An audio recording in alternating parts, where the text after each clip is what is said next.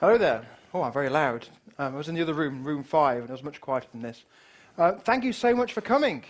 It's great to see you, and it's great to see people coming to see a talk which is not necessarily what they would normally listen to. Now, we're not going to talk about some deep JVM semantics, or actually, maybe we are, but it's under the guise of music.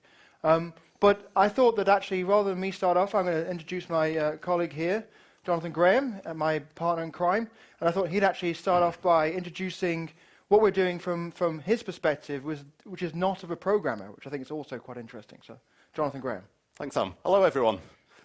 Good afternoon. It's good to see you all here at the end of the day.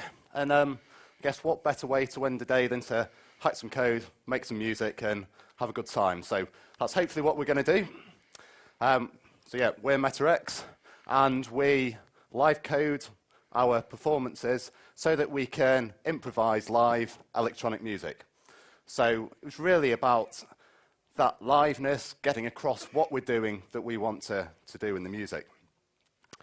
So what we're going to do over the next hour or so is tell you what it is that we do, why we're doing it, so some of our thoughts and philosophies on our approach, and then how we go about, or how we've gone about developing our music system that enables us to perform live.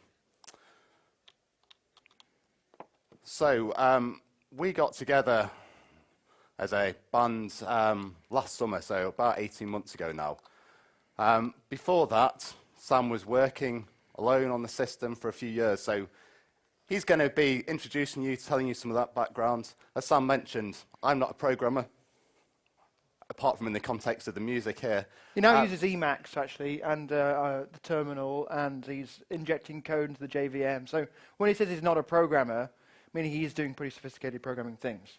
So when I started this, I wasn't a programmer and hadn't got a clue.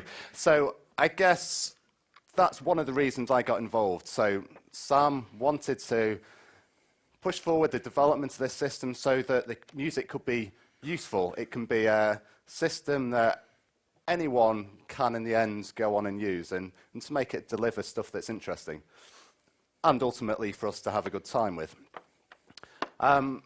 So it was important, the fact that I wasn't a programmer, so we didn't just sit talking about all these great things we could do with the system, because, to be fair, I got pretty bored with that early on. So we had to develop this. It's like, yeah, that's all great, Sam, but what can I actually do? It's like, I don't understand this code at the moment. How can we bring that into a way that I can understand? And so an audience that isn't an audience of programmers can also try to understand. And if you want to understand that in like business buzzwords, because obviously conferences like this like a bit of business buzzwords, we're doing lean startup. Yeah? Lean startup. So what's happening is we are our own customer, and rather than developing the system in an abstract way where we're thinking of new ideas that may possibly, in an ivory tower sense, may be useful, we're actually coming at it from a practical standpoint of, we want to make some music. Is this feature going to be useful for us right now in making music? So lean startup. There we are.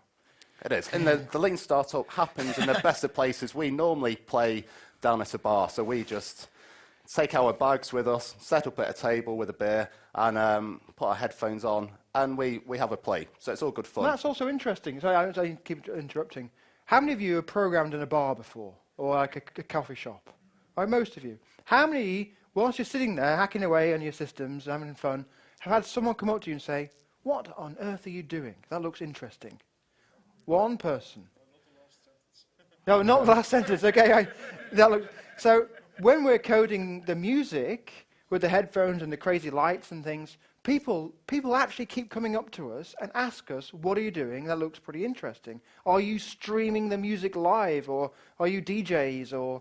And we're just hacking in Emacs, playing around in the same way you do building your enterprise systems, except for the difference is that the audience, as in the people in the cafe, can perceive some interest, and they actually have a contact point. They can say, "Oh, that's interesting." And that's, for us, that's been really valuable. That's one of the reasons why we've printed business cards, banned business cards. And actually, this is the card that we give out to people to try and, so that they can, if they're interested in following up with us, then they can do that. So yeah, we're in cafes hacking, and people are interested. It's crazy.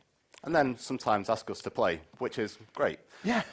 And that's how we all learn, I guess, isn't it? Put ourselves on the spot and make sure that we can do something. So it's like, yeah, sure, we'll go and play the Noxxx party tomorrow night.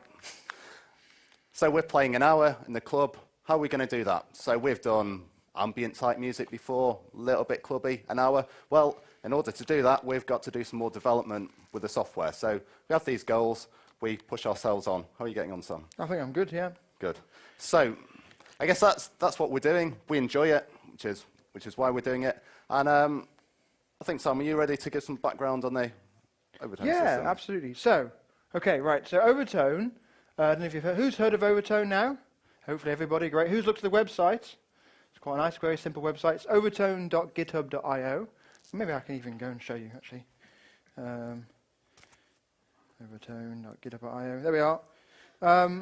So Overtone is quite an interesting system. It's pretty technically sophisticated. There's a lot of stuff. It's got like compilers built into it, you know, and all sorts of interesting ways of handling asynchronous execution and message passing and dealing with external systems. So the way it's built from an architectural perspective is that it's the JVM talking to something called the Super Collider sound synthesis engine.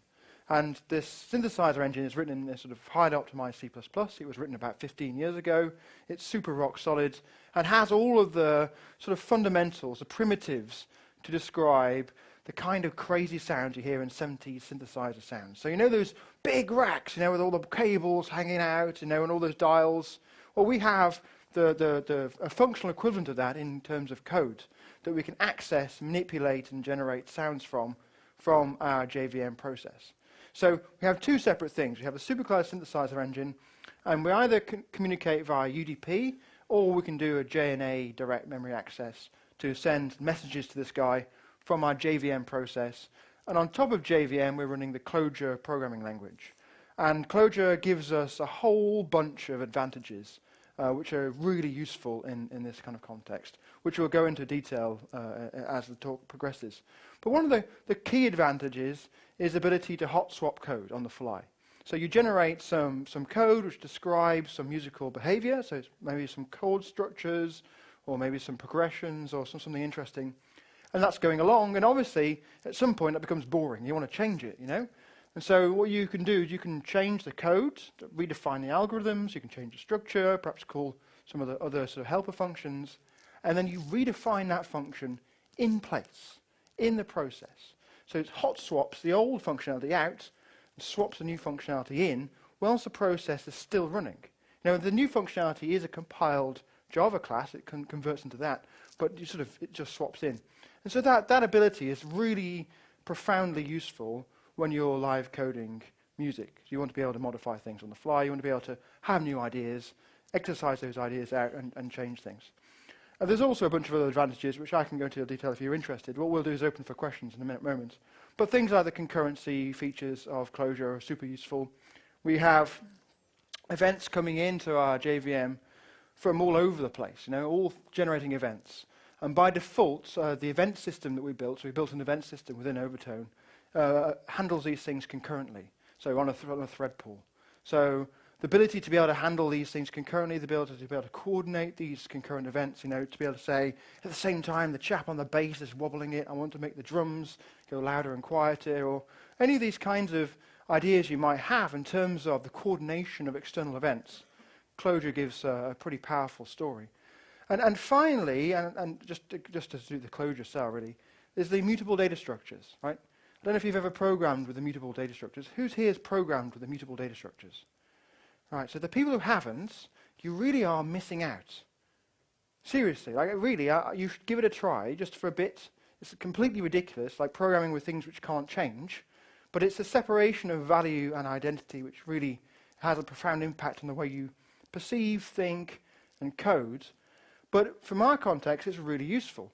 So for example, with this monome device, what we do is when you press a button, it calls an event handler, right? So some function gets executed, some method on some class, object, whatever, gets executed. And the internals of that method define the behavior of what happens when you press that. In our case, this function takes 3 parameters. It takes the x coordinate of the button you pressed, the y coordinate of the button you pressed, and an immutable data structure of the last 100, or n, where you can define n, events that happened on the monome, and an immutable data structure of all the current presses, releases, and lights. And that immutable data structure can't change. Even as new events are coming in, that data structure is always going to be a consistent value. And what that means is that if you couple that with the concurrent event system, I can have a thread which is maybe doing some really long processing on that event. It says, oh, I'm going to pick that event out. I'm going to sit there and look at it for 30 seconds and compute some stuff, right?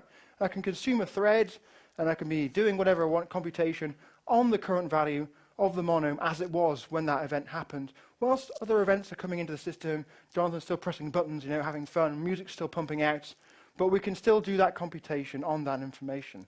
And so the ability to have immutable data structures, the ability to look at a consistent point in time for as long as we want to. And I don't know if you've seen any of sort of the Clojure talks, but they're pretty cool. It's about the way we might perceive the real world. So I can look at you guys now, and I can close my eyes, and I can have a memory of the picture of the room, right?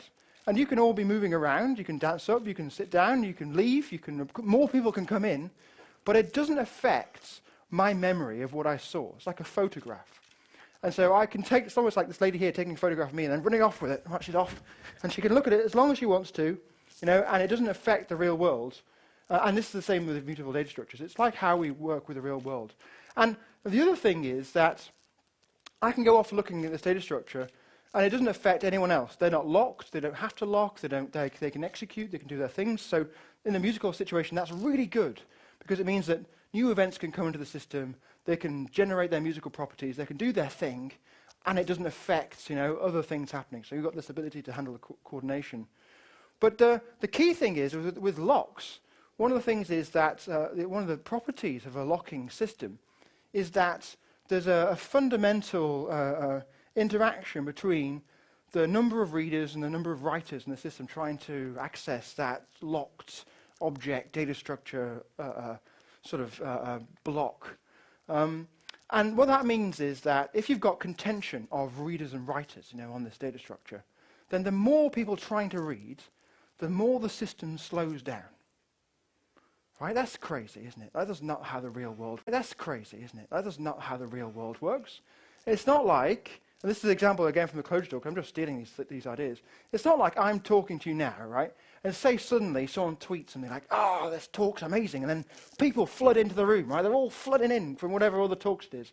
And suddenly, as more people come in, I'm slowing down, because the contention on trying to read my position is causing me to slow down. But that's not how the real world works. And so when we're doing things like modeling music, actually these things become very important, and time becomes important, and concurrency is important, latency is super important, and all these things start to actually have a real impact on the way we develop our code and the kinds of things that code, the properties that code have to have. And these are all in a real live situation. So we're sitting there in a nightclub making music, hoping the system won't crash, so reliability is an issue, trying to make sure that we can keep modifying things through time so that the people don't stop dancing and getting bored, and be able to affect all these changes, all with the low latency, all whilst it's running around, all whilst everything's happening. This is the kind of system we're building. So when people talk about music, all whilst all this full synthesis is going on, it's not just playing back of samples, we're generating all these sounds from core components, from sine waves and square waves, and we can go into detail about that in a moment. And so I remember I was at a conference, it was about 2 years ago, and it was a Clojure conference actually, and these guys were talking about some event system, whatever it was, distributed programming system they were building. And I was eavesdropping the conversation, and they said, "Oh, we've got this problem where we've got these things need to talk to each other, and messages need to go." I can't remember exactly what it was. And I eavesdropped, and I said, "Oh, okay, we have a similar problem like that in our system called Overtone. And this is what we did to solve that problem." And the chap turned around, and he said, "That sounds interesting. What's Overtone?" I said, "Oh, it's a music system." He went, "Pfft," walked off. I was like, "Oh, you've got no idea how complicated these things have to be. You don't need a big business need or demand to have to build a technically sophisticated system. You just need actual real problems. And the problem of being able to create, synthesize music and modify it in real time is a really interesting problem that actually generates a lot of interesting questions and needs to have lots of sophisticated software to address those problems." And that's what I'm trying to communicate to you now. And the main thing is we've got like 45 minutes left, And so it's a struggle for us really to know exactly what those kind of questions you might have of us are. So really do feel free to throw your hands up, ask questions at any point for the rest of this session, and we'll address what you want, because it's one of those things, when you steep yourself so much in a system, it's very hard to know what the interesting things are for people who don't know much about it. We can go into lots of detail maybe about some specific parts, but maybe that's not that interesting to newcomers. So please do feel free to throw your hands up and ask questions. So shall we start making some sounds? Shall we start making some sounds? Is that a good idea? Yeah, right. Okay, cool. So I'm not going to sit down. Okay, so the way we start is, so can you see this? Let's get rid of the overtone thing. Oh yeah, another thing is, this is quite funny. I should mention this quickly. So I use Emacs like an idiot, but I love it. And I built this sort of crazy configuration, like massive, lots of different configurations. Things I pulled in and configured them to work with each other to look pretty crazy, purely as a musical instrument, like my interaction environment for making music and for developing Clojure. Turns out, loads of professional industry Clojure programs are now using it for their day job. This is crazy. So I'll just show you the website in case maybe you fancy using it. So look at this. The website looks like the Emacs environment itself. There we are, Emacs Live. And so this is like, the cool thing is it's my musical instrument interface, but people use it for professional programming. And that's quite a scary thing, but it's real. Right, okay. So that's what we're using here. So we're using this Emacs Live within a terminal. And what I'm going to do over in this terminal is start the Java virtual machine with this tool called Lineagon. Lineagon, all it does is it sets a class path up. It talks to Maven. You specify your dependencies for your project. And so in this case, we have a jar which defines Overtone, but then we also have, in terms of Maven, XML, POM thing, all of the dependencies. So Maven will suck all those things out. Lineagon it's just a tool which sets the class path up and starts your JVM, and everything sort of works. And then once we've got this, we have a Clojure REPL, so this is a very simple little program, which all it does is it listens for your text, reads the text, evaluates it, prints the result, and loops back and starts again. And so an example of that is I can sort of do a very simple +1 and 2. Maybe that's not readable, so I'll make this a bit bigger. Is that readable at the back? Yeah? So I can add 1, 2, get the result, and get 3. And it's just in Ruby we have IRB, and Python has similar things. And the terminal really is this kind of environment as well. But the cool thing we can do is we can use overtone.live. And what that does is it pulls in all of the Overtone namespaces, does a whole bunch of munging, goes over all the different core components of the synthesis system we're using, generates functions to represent all of those things, and presents it to us. Also starts up the SuperCollider server. And this works on Mac and Windows and Linux out of the box, pretty much. With Linux, you have to do a bit of futzing around if you've got some weird version of GCC. But in all cases, you can have an external version of SuperCollider and connect to it via UDP, and that just works flawlessly everywhere. So that's the nice thing about Java, right? It just works everywhere. Well, mostly, but and that's great. So what we have now is the same system. I can do my 1, 2 plus, which is great. That works. But now I also have extra powers. So I can ask it what a sign oscillator is. It tells me it's this weird object associative meta callable map. Right? And this is basically a whole bunch of interfaces, Java interfaces, this thing is able to talk. And one of the most interesting things is the interface, which allows you to call it like a function. When I call it, I get back this data structure representing a specific sine oscillator.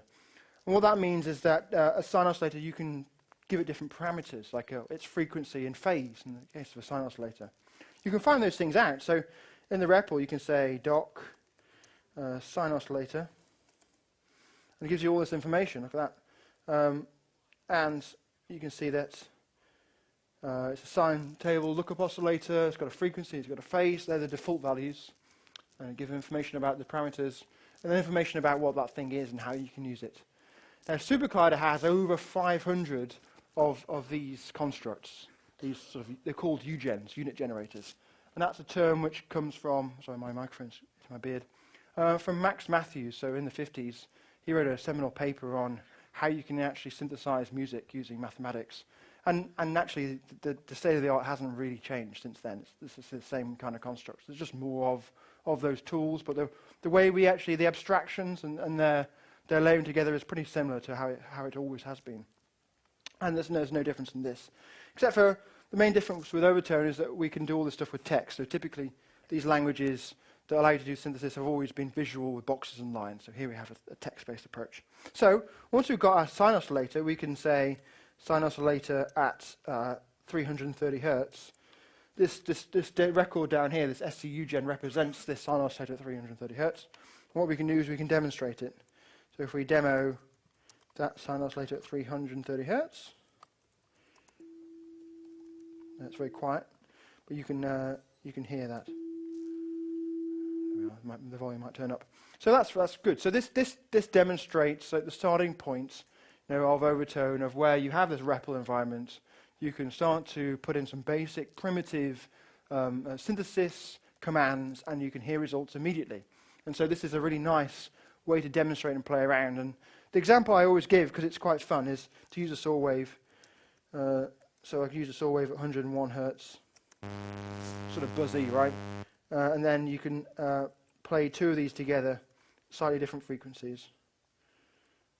And they start to interfere with each other, which is really nice.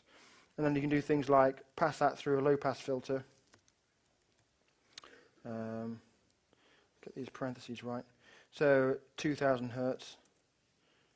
So you can hear it's a bit more mellow. It's lost the buzzy thing at the top. But you can also do things like change the frequency of the cutoff. I mean, these terms, you can just read up about them and learn about them by controlling the mouse. So you can start to feel what it's like. So if I use a mouse X coordinate and go from, 500 hertz to 10,000.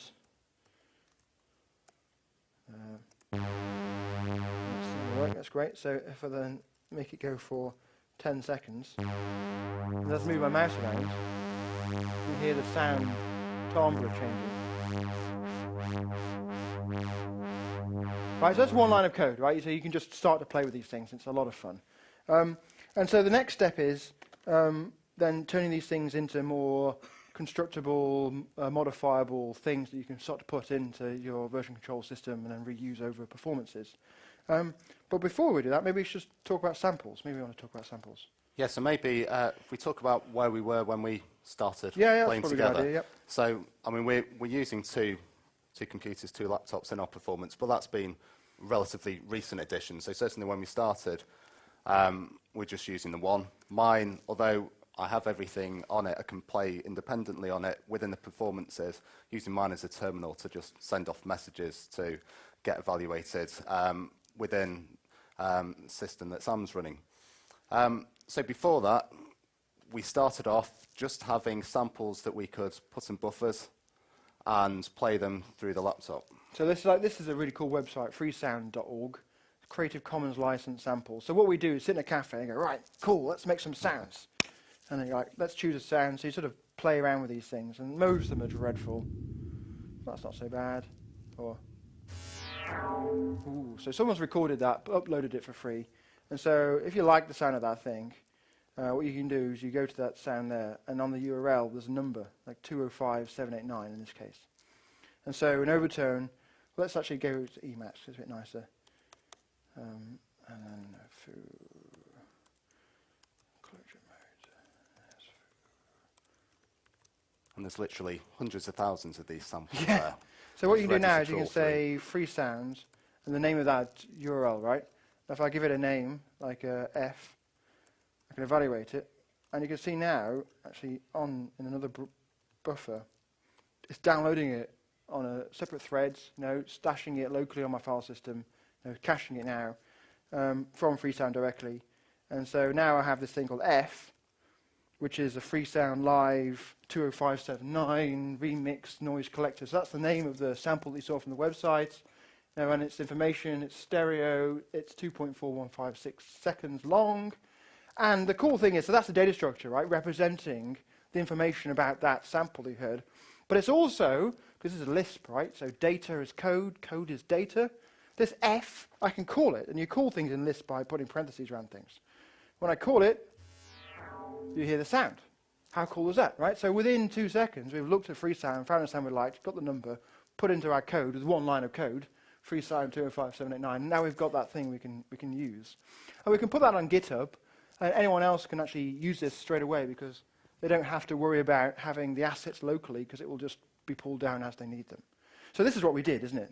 Yeah, so we've got the ability to play the samples through the code, but what we also wanted to do was be able to, so if we're pulling down drum samples, percussion samples, what else can we do with them? Can we actually sequence some interesting, some drum riffs and stuff? So how can we do that just in the code? I guess the first step with everything that we've done is work out how to code it, how we can modify it into that, and then where appropriate, how to pull that out into some simple simple hardware that then we can control externally. But this is how we started, though, isn't it? We just looped things.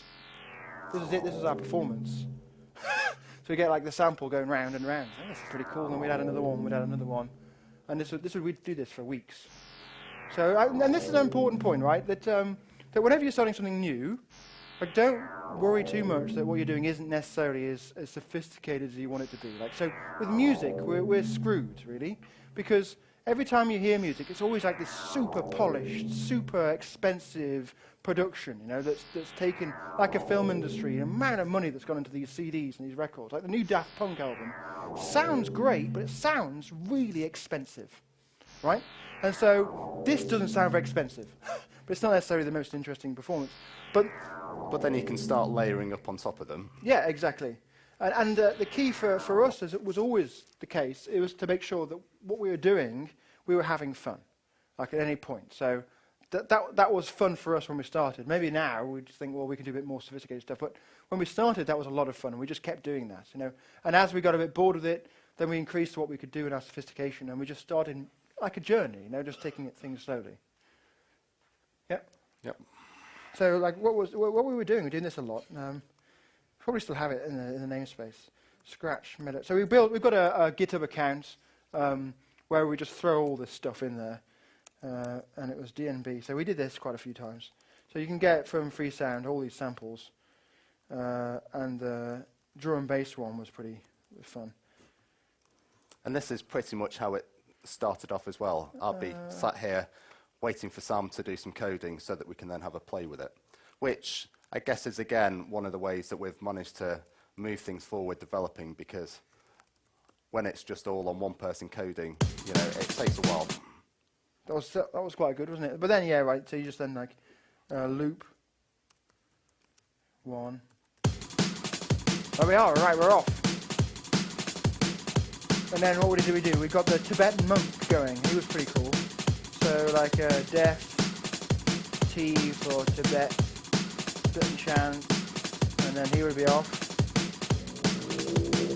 Right, so it's just like some Tibetan thing. And what you can do is do the same with that, kill him, but you can make him loop as well. And then this was, we did this, you did this actually, you found all these samples. And then what we did then is you can control these things, so we can control T to have a rate of 0.5. So this is our equivalent, our really terrible equivalent of dropping the bass, right? So when you want to drop the bass, oh no, I got an error. Oh, I've got a parenthesis in the wrong place. Come on, Sam, drop the bass. Oh, octave lower, right? That's quite nice, but that's already quite fun. We've just got 2 lines of code. We've got, well, 3. Drum and bass, T, and then this thing here. And then so kill T. Now, but this is always a problem, right? So now we've lost the reference to drum and bass, and we can't kill it because we don't know how to get to it. So let's find where it is. Maybe 74. Ah, that was lucky. So that was another problem. It's like, and this is actually an interesting thing, is once you're dealing with live programming, you can keep references to things which are running, but if you lose that reference, if you clobber it by adding another thing onto the same reference, then you've lost the handle to be able to kill things or control things.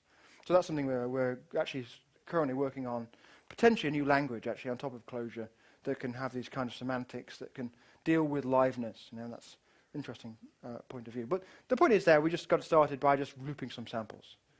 Yeah. So what happened then? So we wanted to put some effects through them. Oh, effects. We did that. How did we pretty do early that? on. So, how did we do that? How We did did we it do and built the synths initially in order to control them. Yep, so we built some effects synths. Let's try and find those. Scratch, MeloX, source, MeloX, kit, mixer. So we build the mixer thing. And this is one of those funny things where you build something and it just sticks and it's not changed. So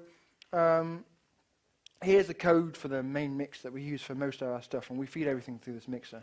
Now, that's probably not very understandable looking at the code there. So let me just try and figure out a way of doing this. So what you can do actually in SuperCollider, when you define a synth like this, define a synth called foo, it's not very clear, is it, that? Make it a bit bigger.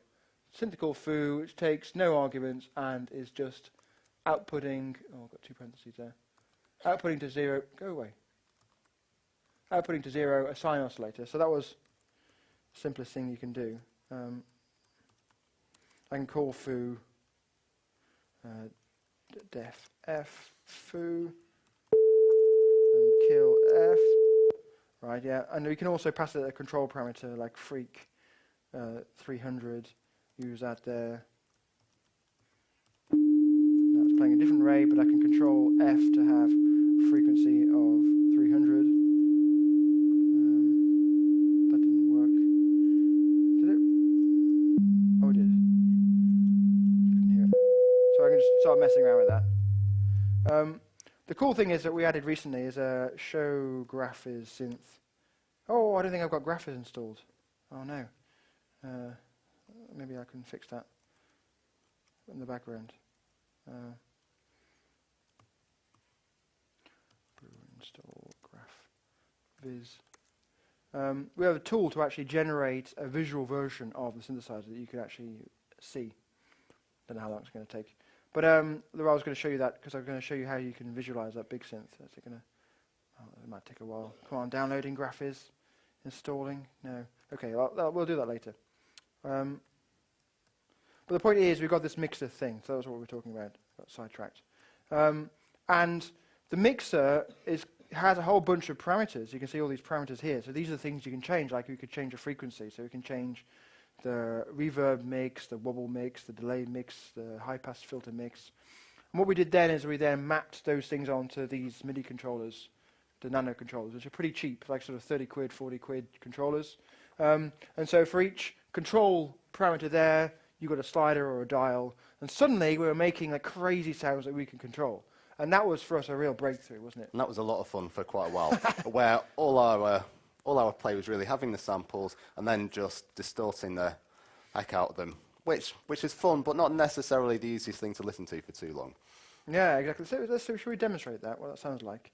So let's boot everything up. So we've got sort of a system now where we can boot things up.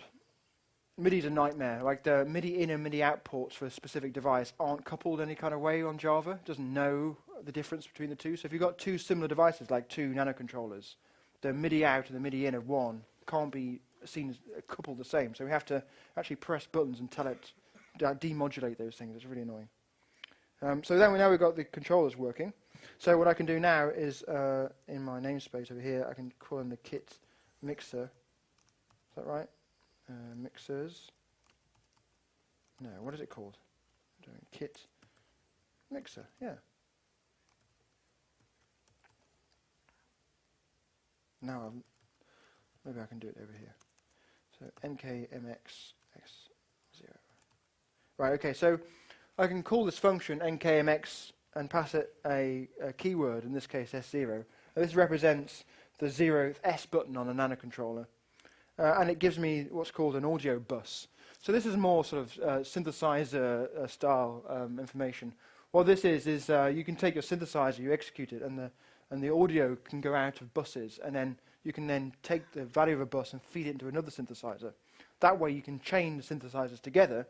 So one synthesizer can be a source synthesizer, another one could be an FX, another one could be a reverb or something, and then maybe one could be a final volume or amplitude or compressor or whatever you want. And so in the same way with the old school 70s synths, you use wires to connect these things. In overtone parlance, these are buses. And so we now have buses which represents feeding into the synthesizer running represented by this nanocontroller. And so what I can do is I can call, where's one of our samples? Let's go over to samples. So we were doing this morning, we had all these samples running here. Let's load these up. Loading the samples. You can then fire off one of these guys. Let's just load it up.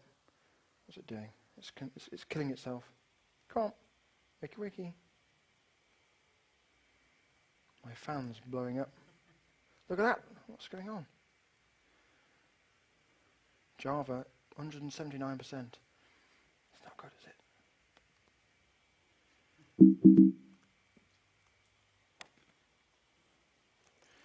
So we've been fighting with garbage collection and Java 7 and what was else module 5 in this context? I'm sorry, it's not working at all. Well, it was working this morning, clearly, and it will work tomorrow night. Otherwise, we'll be doomed. I'm not sure. Let's kill it. Start again. So this is the problem with these things. So we started again. Now, what on earth was that then? Do you reckon? Problem with live demos. You learn to be very relaxed about this and not really care. Use Overtone live.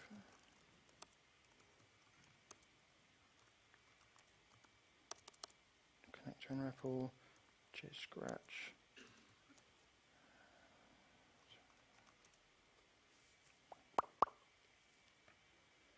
Maybe you can do some talking. We can do some talking. So, waiting. It's great, isn't it? We have quite a bit of this waiting whilst things have to boot back up. But one of the things that we've developed over the last couple of months is an ability for either us to reboot during a performance without the whole thing going down. So in theory, when we get the music going, we can keep things going, get back into the system, and keep up and running. So as we've gone on, hot-swappable. We've got a backup system running, don't we? So there's various things that can cause it to crash that we know about. If we start moving the nanocontrollers too quickly, sends information too quickly, and it can crash. So Java MIDI stack is really unfortunately bad. I guess that's the answer to that. These are Java developers. Fix the MIDI stack, please, somebody. Is anyone in Oracle doing anything with Java MIDI? Probably not. But if you could, we could fix the MIDI stack. It would be nice. You can't even send sysx messages from Macs. It's just broken, so that's unfortunate. Fix it, please. Yeah, because that is quite frustrating, and it causes us difficulties. So we've got, in order for me to evaluate some code, once that's broken and with the backup system, not everything works quite the same. So, like Sam said, we have to stay fairly relaxed within the performance situations because we're never quite sure how it's all going to work. We've got some music though. So here I'm firing some of these drone samples, and these are just samples, like you've seen before, from free sounds. So I just pulled them down. They're just they're there. It sounds quite fun. You can patch it through something. And I can patch it through something. So let's get the Rich Hickey thing going. So we had this morning. We were talking about Rich Hickey. We can create precisely the same programs we're creating right now with these tools of complexity. But if I specify NKMX, which one do you want? Could be on that. S what? This one, S0. S0. We can create precisely the same programs. So now Jonathan's got control of the volume. Of complexity. So if he's annoyed with him, he can just turn him down. It is quite nice that if he starts doing something you don't like, that's him off. For a long time. But I did Java, I did C#. Each other. I know how to make big systems in those languages, and I completely believe we can all talk at the same time. You do not need all that complexity. So shall I start him again? Hello, Rich. We can create bit of echo, precisely Rich. the same programs we're creating right now with these tools of complexity with drastically simpler tools. Right? I did C++ for a long time. I did Java. I did C#. I know how to make big systems in those languages, and I completely believe you do not need all that complexity. So you can wobble him and do all sorts of crazy stuff. So this thing here is just an example of a synth you can map onto a physical controller. And then you can pipe any arbitrary sound through that, and then you can modulate it. And we do that a lot. We also have automatic modulation as well. So in the Grumbles namespace, for some reason, we can specify that S2 is wobbling at half the rate of the current beat, which we haven't shown you yet. But I can now... Okay.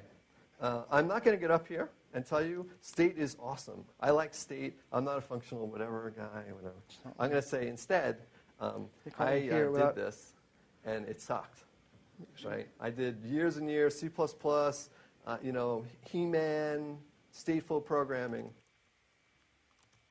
Maybe I'll try this one.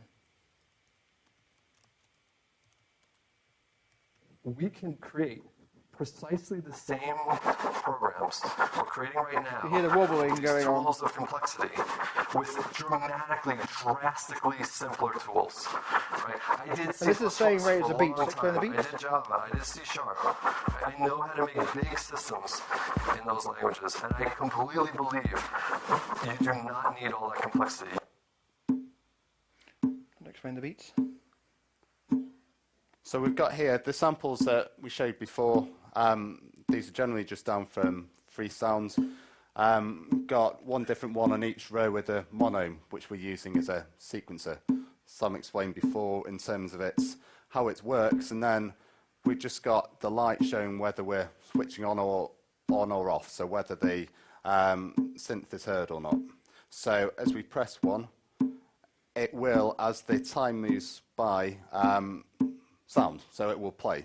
You'll hear it. So we can see as we add more, as the time comes through, you can hear the response. And this is just a data structure representing ones and zeros. So it's like, on this case, it's 16. It's an array of 16 floats, either 0 or 1, which you can pipe into SuperCollider, and SuperCollider's synthesizers can read that, and they can look at them and say, hey, are you a 0 or 1? If I'm a 1, play. If I'm a 0, not play. So it's very, very simple, really. It's not sophisticated in the slightest. And when we first started, we didn't have the timing beat going through, which meant we were sequencing and you're just having to listen to know whereabouts within that sequence you are, which, when you've got a lot of things going on, gets fairly complicated quite quickly. So now we can tell what's happening, and hopefully you can see whereabouts we are as well. And when I make changes, you can perceive those. Yeah, because one of the goals, actually, and this is an important thing, like if you go to an electronic gig, and admittedly the music might be more sophisticated than what we're making currently, although not necessarily forever. You've got no idea what the person who's performing is doing, really. Maybe they're twisting some knobs, but they're not communicating to you any kind of virtuosity through their performance except through the sounds. And so it's a real struggle to know if what they're doing has been pre-recorded or is entirely a live performance. You've got no clear understanding of that. And the likelihood is that they've probably made it really nice and safe and they're just tweaking a few known things. And if you compare that to, I don't know, like Jimi Hendrix, so he's one of our heroes. We want to be like Jimi Hendrix. We want to be able to go on stage. Yeah, exactly, rock on.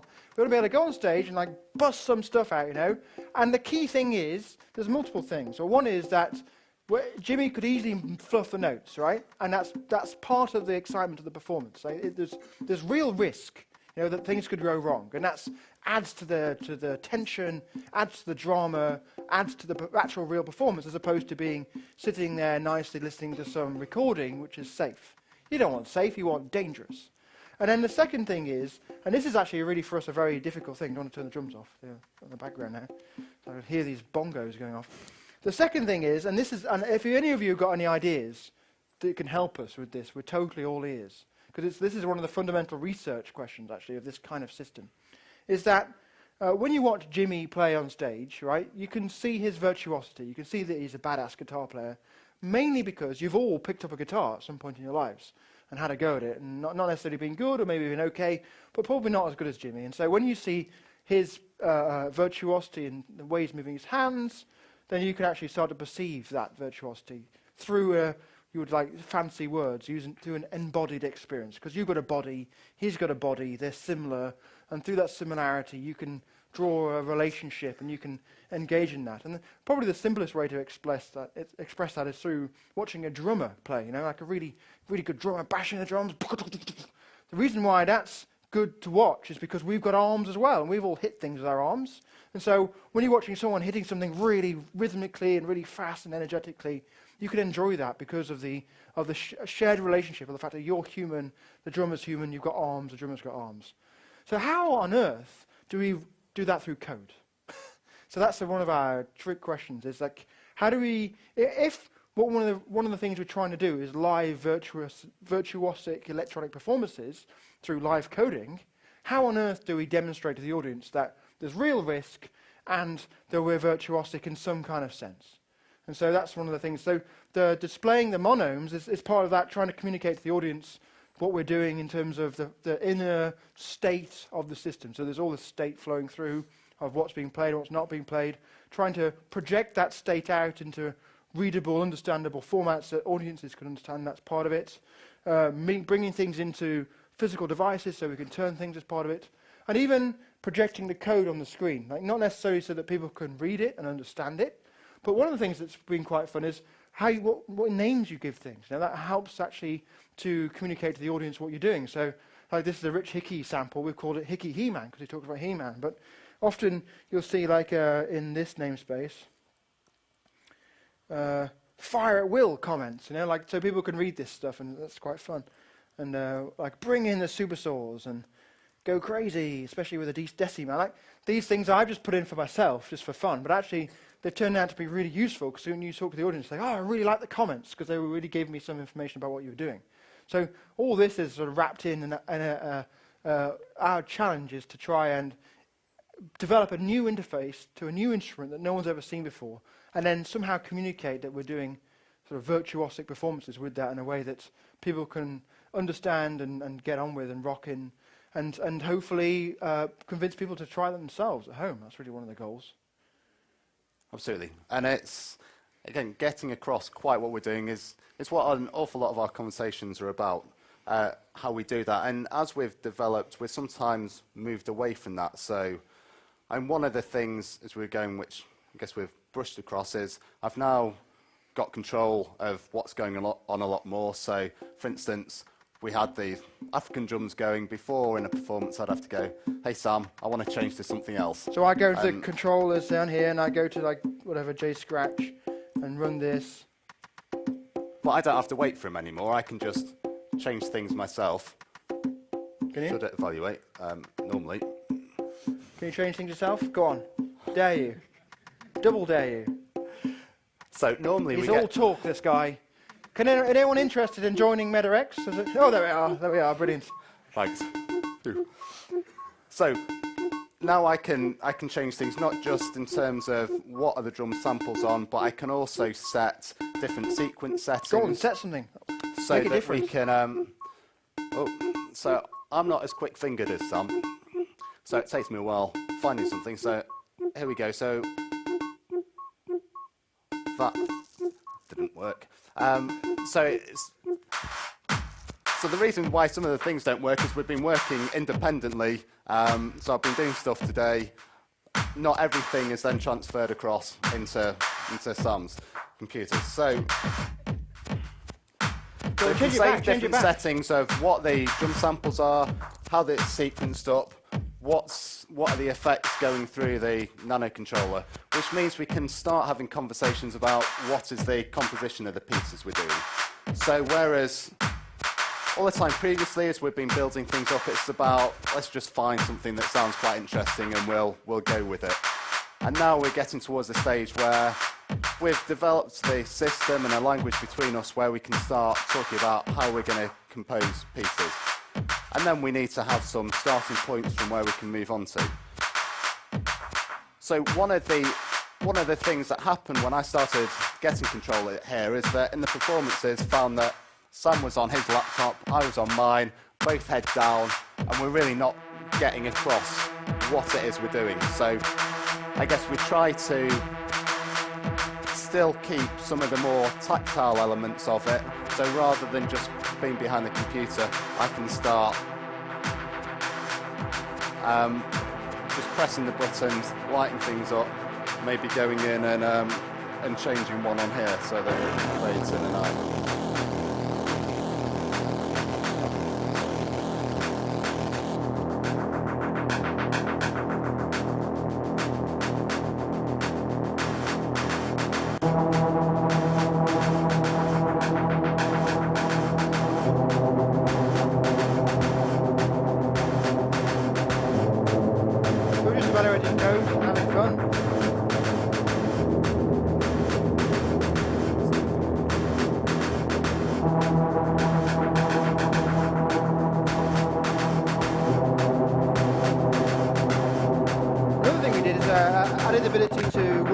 with GSL shaders.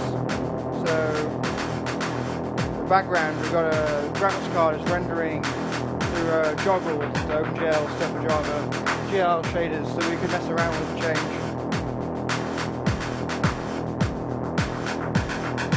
Fireball's quite nice.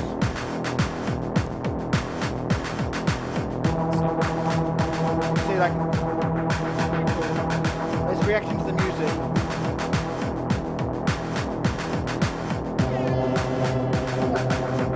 He loves that sound. Nice, isn't it?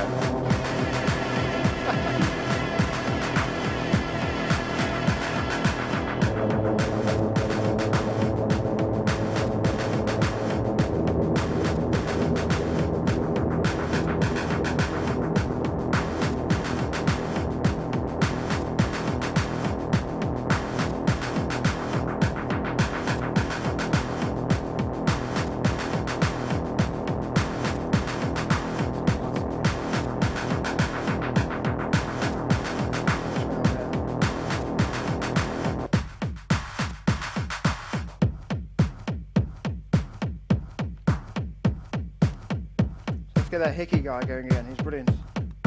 Love the hickey. Okay, I'm not going to get up here and tell you state is awesome. We can create precisely the same programs we're creating right now with these tools of complexity with drastically simpler tools. Right? I did C++ for a long time. I did Java. I did C#. I know how to make big systems in those languages, and I completely believe you do not need all that complexity.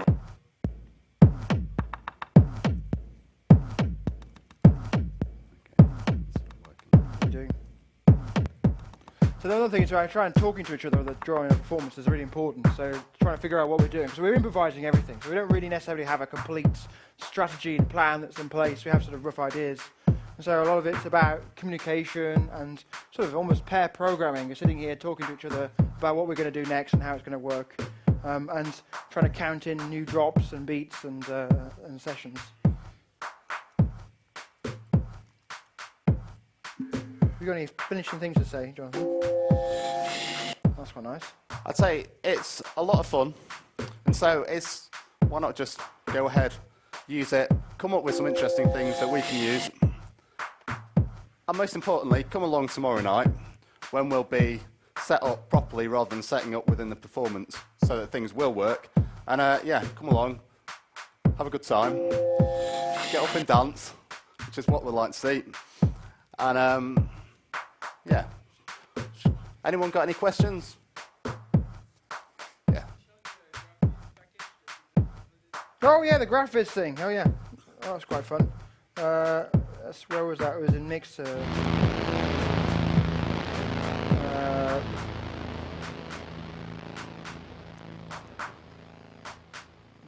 Through define through generating PDF. There we are. Woo, there's a PDF. So you can see how you've got a control parameter to the sine oscillator, which is controlling the frequency, not the phase, which is constant at 0, and then that's going to the outburst, and the outburst is the thing which actually puts it to your speaker. And then you can look at something like the mixer synth that we built. Same thing. So meta mix, we called it. You can see how it's a bit more complicated, but not massively, right? It's still understandable. And it's still nice. It's still an easier way for me to understand it most of the time than reading the code. You can follow its nice flow, what's going into what. Awesome. This is the Prophet synthesizer. And we can keep talking. We've got 6 minutes left. But this Prophet synthesizer here, and this is the fun thing. Let's try and get the window visible again. Is that you're hearing was generated through, I'll make it a bit smaller, you can see the Docker string, comes from a book which I bought about synthesizing. Like it describes how you can build synthesizers through saw waves and sine waves. And the Prophet was an example synthesizer he described. And I took that recipe and implemented it with Overtone. And so this synthesizer you hear now is what you're hearing. And it's really quite nice. You can sort of modify its parameters. Let's change the cutoff frequency to be 1000. So it's much more mellow. Come on, where are you? Pretty mellow. It's very mellow. There we are. So that's quite dark. And then we talked earlier about the monomes and buffers. This vector here at the top with 1s and 0s is when to trigger this guy. So if I put more 1s in, he'll trigger more often. And just reevaluate that. So that's hot swapping the code in place in the running process.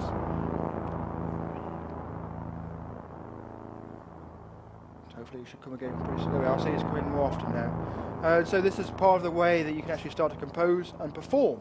And that's an interesting thing, is that typically with music, you have these very distinct components. You have the instrument is different from the composition, is different from the composer, is different from the performer, is different from the performance. Like, these are very clear silos.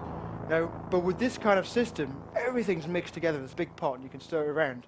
And you can pull out the bits that you care about and the sort of the ratios that you want to do. And so you could get the computer to do all of the composition. And people do that kind of interesting AI music composition research. For us, that's not interesting. We want to be part of the loop of the composition. So we involve ourselves, but we still have the computer do some things. Like the computer's still doing some performance now. Well, I've got no hands.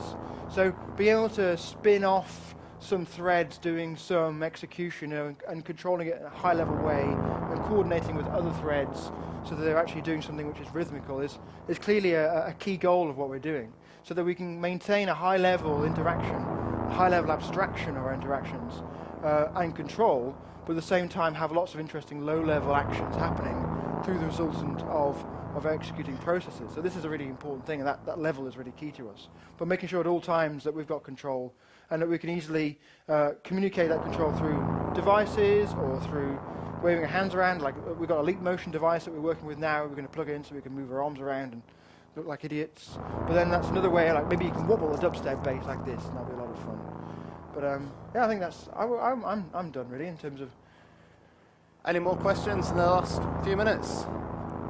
Question over there. Yes, sir. How? So the question is about timing. Yeah, so the time, we haven't talked about timing very much. Actually, we could have talked about that. That's the technical thing. So timing in Overtone, you can do two different ways.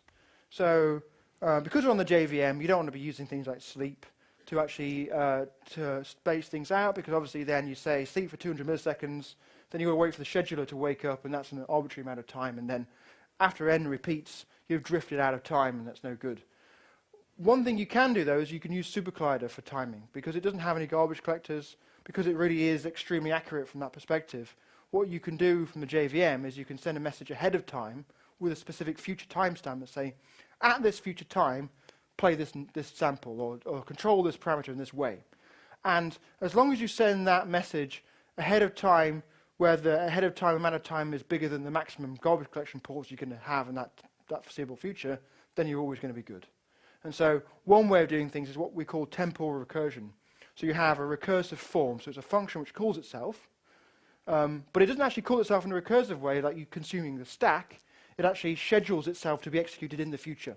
And so that way you can schedule yourself to be executed, say, 200 milliseconds from now, and then in the function you trigger the note, so it's triggering the note every 200 milliseconds.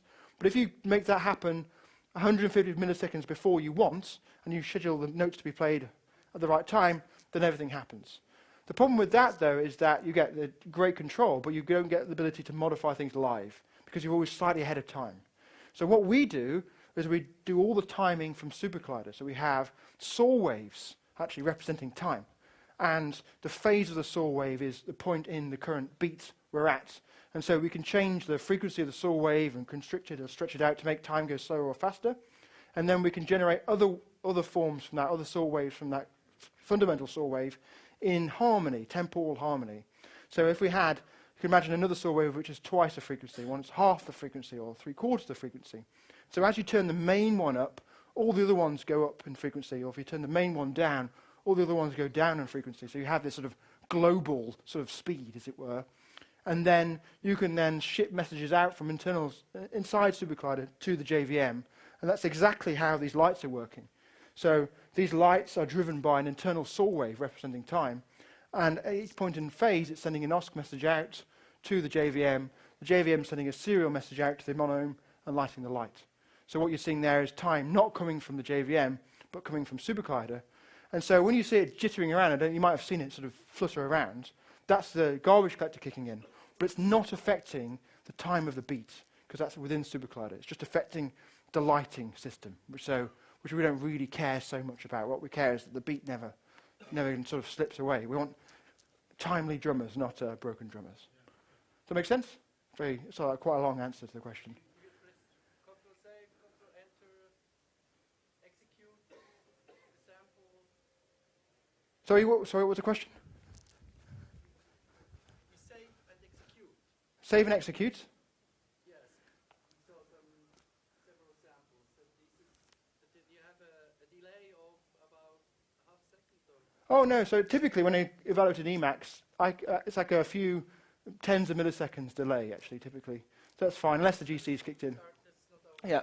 So it's pretty good for triggering things from Emacs, although if you want to have something which is working in the phase of the music, you want to schedule it ahead of time so that exactly bang on, especially if it's a drum loop which is going round. But triggering the saw wave, super saws, I was just doing it via Emacs, just evaluating it, and it was brrr, so it wasn't too bad. Any more questions, or I think we're done? Are you going to go away and start not necessarily making music, but being creative with your coding skills? Because that's what it's all about. It's not about music. This is about using your programming skills to do things that affect real people in ways which are fundamentally human. Not necessarily about business or technology in terms of banks or corporations. I mean, that's what you do as a living, and that's really important. But the skills you have, which make your money, you can also use to make people smile. And I think that's really what you should be doing as well. So thank you very much. Thank you. Come and see us tomorrow at 10 o'clock. Don't watch the cinema. Come to the Noxxx nightclub and watch us.